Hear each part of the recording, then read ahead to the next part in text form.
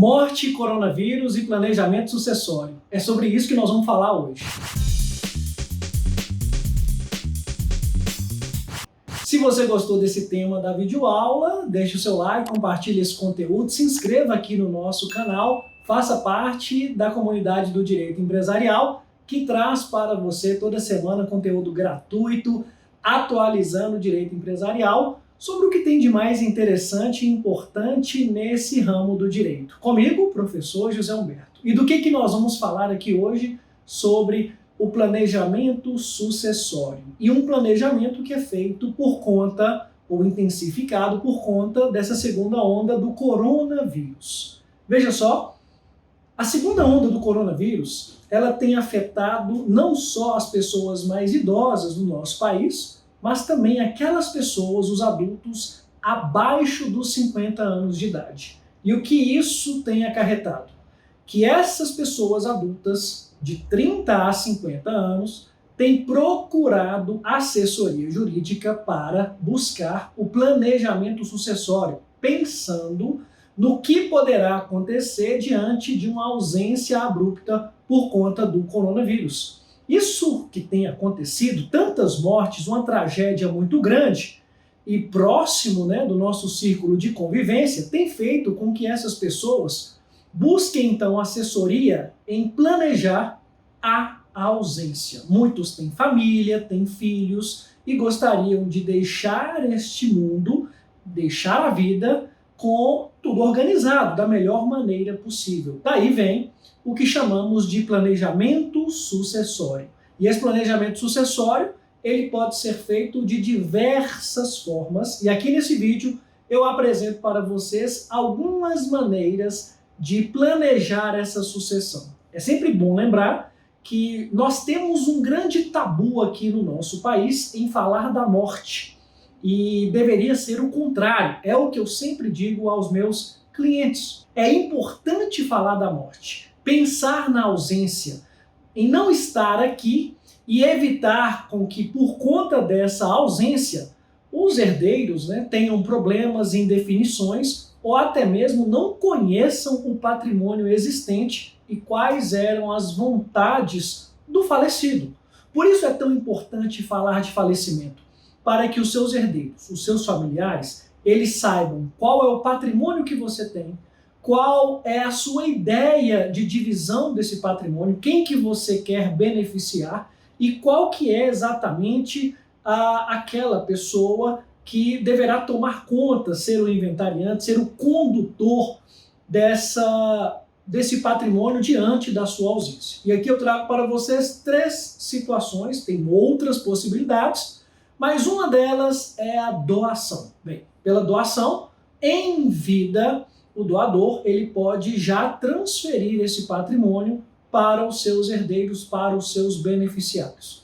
Então, veja só, tem imóveis, tem móveis, tem numerário. Ele já pode, o doador, antecipar, então, a doação, já praticar essa doação, transferindo esse patrimônio para as pessoas que ele entender que mereçam receber este bem. É bom lembrar que a doação tem limite legal, não pode doar tudo. É bom lembrar que é importante considerar regime de casamento para fazer a doação e também é bom lembrar que a doação tem um imposto, o ITCD, aqui em Minas Gerais, de 5% para o caso de doação desses bens, ok? Uma outra forma de planejamento sucessório muito utilizada e que cresceu muito por conta da Covid é o testamento, que pode ser feito tanto presencial nos cartórios de notas, como de forma virtual. Sabia disso? Pela própria plataforma eletrônica você consegue fazer o testamento. São as declarações de última vontade. Você já deixa ali redigido o que você deseja para quando da sua ausência. Para quem deverão ir os bens, o que deverá ser feito, qual que é a sua ideia após o seu falecimento. Tem vários tipos de testamento, mas interessante que pode ser feita a nomeação de um testador para que ele então saiba que na sua ausência ele vai ser o responsável para cumprir o seu ato de última vontade. E o interessante é que as pessoas também, beneficiárias da sua família, da sua confiança, saibam os seus ideais de última vontade. Como eu disse, pode ser feito presencial ou online pelo cartório virtual, vamos colocar assim. Uma terceira ideia de planejamento sucessório é fazer através das próprias cotas sociais, dentro das empresas, das sociedades, ou até mesmo na criação de empresas ou sociedades chamadas de holdings.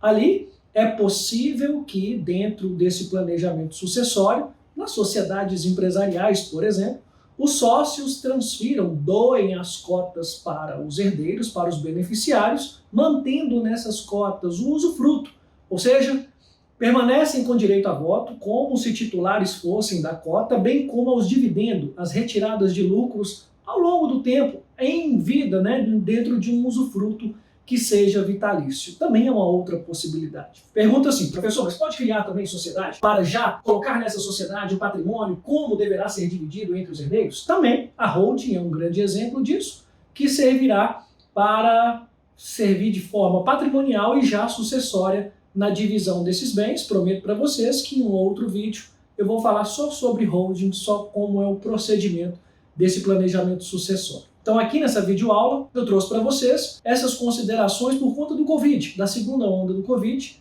e da classe e da faixa etária mais intermediária do nosso país, de 30 a 50 anos, 40 a 50, está se utilizando desses meios legais e jurídicos como formas de antecipação, ou seja, de prevenção para o que pode acontecer diante de um falecimento, ou seja, doação de bens, testamento e também planejamento sucessório dentro de sociedades, sejam empresariais ou outros tipos sucessórios.